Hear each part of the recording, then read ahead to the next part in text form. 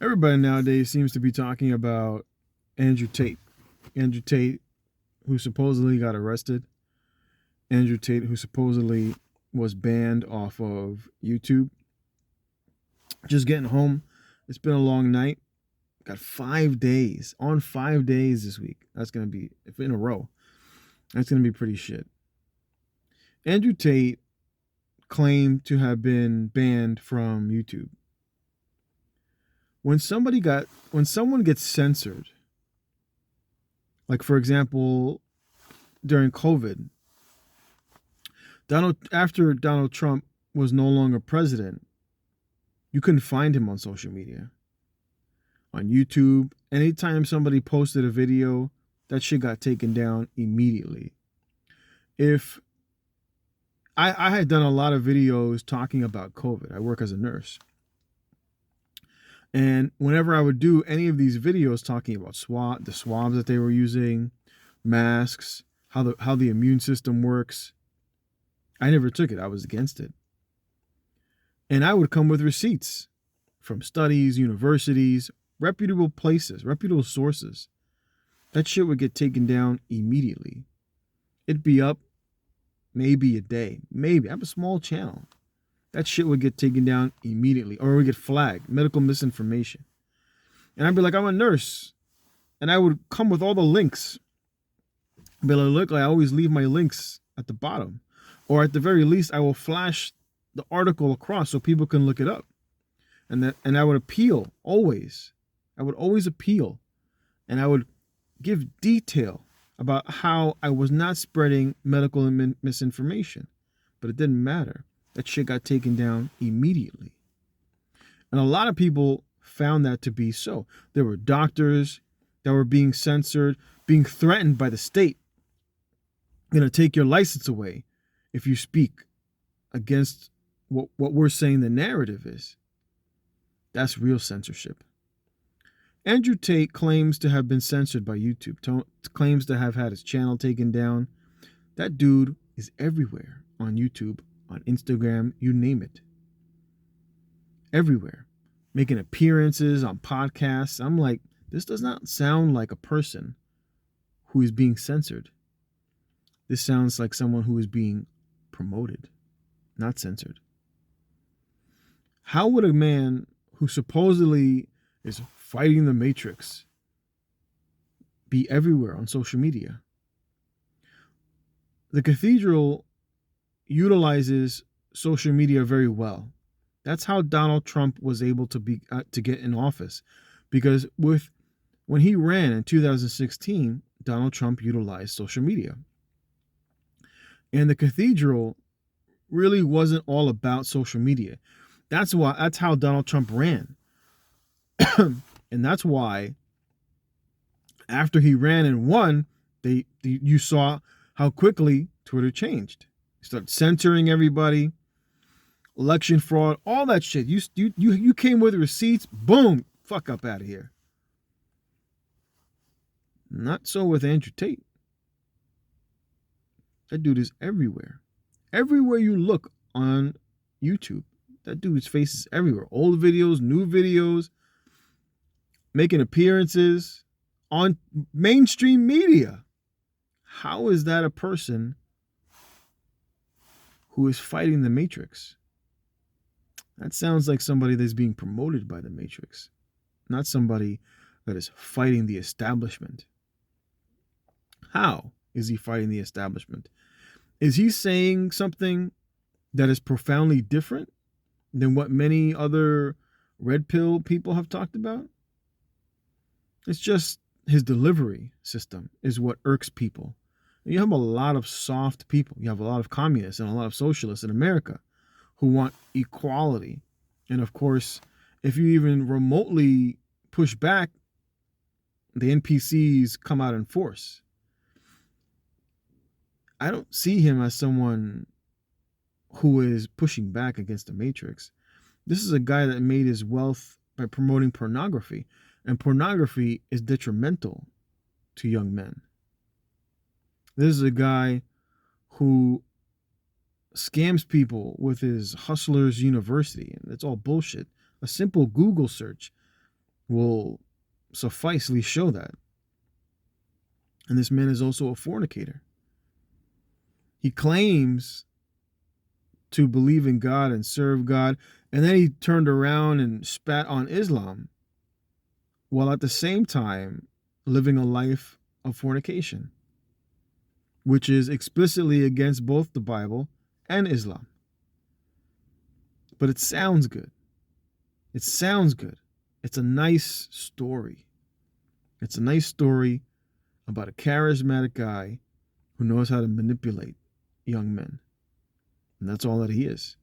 To give a lot of these young men hope, to think that somebody's on our side. And that's exactly what the government likes. You can't crank it up on the frog, right? That analogy. You boil the frog real quick, it's going to jump right out. But you got to slowly boil the frog. Let it simmer, right? Like 15 days to slow the spread, to just another more month, to 6 more months, to a year, to just one, just one jab. Oh, you need 2. Oh, you need 1 every quarter. Right? They had to slowly get you to where they wanted you to be. And that's who Andrew Tate is. Whether he's utilized by the Matrix, as he says, the Matrix, it's just ridiculous that people fall for that shit. The guy is a false idol. I see videos of young men chanting, top G, top G, top G. Like they're in a fucking cult. That's exactly what a lot of these tactics are. They're very cult-like. Just like the left. The left also utilizes cult-like activity. Cult-like propaganda. There was a bunch of these dipshits getting the COVID molecule on their arm, or tattooing when they got their jab with a little bandage or some shit with the date, Pfizer on my arm. That's cult-like too. And it's because they need to give you false hope. They need to give you the idea that somebody is on our side. We're pushing back, right? Because if that's not the case, then maybe the wrong person will rise up, like a Donald Trump. Now, not that big a fan of Donald Trump. He really wasn't that great a leader. Should have pushed back a lot harder if he was really about that life, but he wasn't. Because when push came to shove, he cucked out. When all of his people in 2020, when there's like 1 million MAGA people that went down to Washington, D.C. And everybody was like, oh, Trump got receipts, right when all those people stormed the Capitol, right? The greatest insurrection of all time. People thought, which is why they went there, when Trump said, I ain't leaving. And they were like, oh shit, maybe he's about that life. Maybe we're going to kick it off. Maybe we're going to get the band back together. Maybe we're going to push the communists out of the country and maybe start stacking some bodies. But none of that shit happened. He was a fucking LARP, just like Andrew Tate. These people are not serious. That's why they never advocate for the utilization of force, because that is what is needed, the utilization of force. You can have all the people on your side that you want. Just look at what happened with the trucker protests in Canada. Look at what happened with the protests in the Netherlands.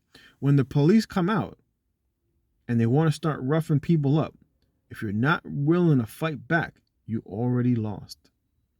Because when push comes to shove, the only thing that matters among men is force.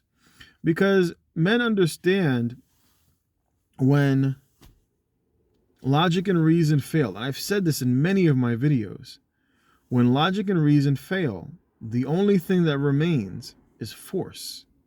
If we cannot logically come to a conclusion, I will leave you alone, you will leave me alone. But if you want to impose your will upon me, and if I'm not willing to utilize force, because I know you will, which is what happens, the government utilizes the teeth of the state, which is the police and the military. And if you're not willing to fight back, then you're already lost. If the founding fathers were not willing to push back against King George via force, there would never have been an America. But those young men, these were not men in their 30s and 40s, these were young men in their 20s. And they were willing to shoulder their rifle for the purpose of pursuing freedom. And that's what they said. When you read the Declaration of Independence, most people are familiar with the beginning phrase, right? Like, all men are created equal, the right to pursue, life, liberty, and the pursuit of happiness. The next paragraph is all the shit that King George did. They went through the governors, they went through the courts and the special courts and the high courts, and they went try to enact laws. And King George said, I don't give a fuck. And that's why they said, we are independent. We are declaring our independence. And as a result of declaring our independence, that comes with the ability to wage war. Go read the article of the Declaration of Independence and read that second paragraph and read it all the way through. It talks about all the shit that King George did and what the founding fathers had to go through back and forth with these, and how he was becoming a tyrant. And they said, fuck it. Time to go to war. And that's what they said. That's basically what the Declaration of Independence is. The Declaration of Independence is a fuck around and find out. That's basically what the founding fathers said. That's what the second paragraph of the Declaration of Independence says. That as an independent group with the ability to wage war. And that was basically telling King George, if you want to fuck around, you're going to find out. But men nowadays aren't willing to do that because they're weak. And you get all these different men that LARP as, the next savior, the Donald Trump or the Andrew Tate. It's all bullshit. It's all fake. And it's pushed, and I've said this, what is pushed in your face is what they want you to see. And that's why even, Andrew Tate can sit here and talk about the Matrix came from me. You got fucking Pearl, who was another faker, another grifter. And all these people were like, oh shit, the Matrix is coming after me. Matrix ain't fucking coming after you, man. They don't give a fuck about you. They know you're a bunch of grifters. It's all fake. It's all bullshit. But it sounds good. It sounds good to a group of men that are basically beaten down. It's a group of men that are beaten down, that are looking, they're groping, they're searching for a savior. And it ain't Andrew Tate. That's for sure. This dude is not ready to shoulder his rifle. If he really did get arrested, it just goes to show you that if you don't have a big enough group, then the state's going to come for you. That is what it is. If you don't have a big enough group, think about it. This happened in New York. Think about this. In fucking democratic state of New York. During COVID, when they were shutting everything down, Jews didn't shut down. The Hasidic Jews in Brooklyn were like, you ain't shutting us down. You ain't shutting our schools down. You're not shutting our business down. You're damn not shutting our churches down. They still went to the temple. They had their weddings. They had all kinds of shit. And Cuomo and de Blasio tried to shame them. They started saying, these people are spreading the virus and all this bullshit. They didn't give a fuck. And finally, when the police started knocking on people's doors, they were like, who the fuck are you knocking on my door? They were like, oh, police coming through. They're like, you can't have all these people in your house. And they're like, fuck your shit. They didn't give a fuck. Till they took it to the streets, and the police were pushing back and trying to fight with the Jews, and the Jews came with it. Because that's how they are. And even in the democratic state of New York, they couldn't do anything because there were too many of them. This is the same thing with many Muslims. This is why in Europe, Muslims do what the fuck they want. They practice Sharia in fucking Sweden. Cuck Sweden. That is like one of the most liberal shitholes. And the Muslims are there and they practice fucking Sharia law. Think about that shit. Think about that. They practice Sharia law in fucking Sweden. And it's because when push comes to shove, they know that if they fuck around, they're gonna find out. And that's why they don't fuck with them. That's why they don't mess with the Muslims. And if only the right understood this, the right would be in a different position. Instead, you're losing your country to a bunch of communists. And you got a bunch of dipshits worshiping Andrew Tate like a fucking idol. Top G, top G. It's fucking ridiculous. But these men are so fearful that that's the best that they can do. They're so afraid of their women and they're afraid of the state. You got all these guns, all these people that are like fucking 1776, come and take it.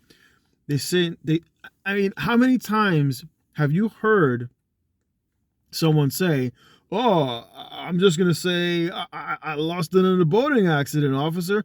That is the weakest pussy shit that you can say. Because when they come for your guns and where your guns at? That's when you need to draw your guns. Not pretend like you lost them. That's some bitch shit. That's some bitch shit to say, oh, I lost it in a boating accident. That's why the government knows you're not ready to come with it. They know that you're weak. It's just fucking depressing that this is where American men are. To sit here and imagine that a man who pushed women into creating pornography on the internet to exploit men is somehow a fucking idol of what it is to be a man is the indication of how fucked up men are in America. To think that this is the guy that you look up to. Just fucking gone. Just ridiculous. But this is where we are. This is where we are. That this is what people think is what a man is. A guy who is willing to exploit women and to exploit his brethren is what people look up to. You can't make this shit up. But it is what it is. Anyway, I'm going to bed. I got work tonight. Thanks for watching, and I'll catch you next time.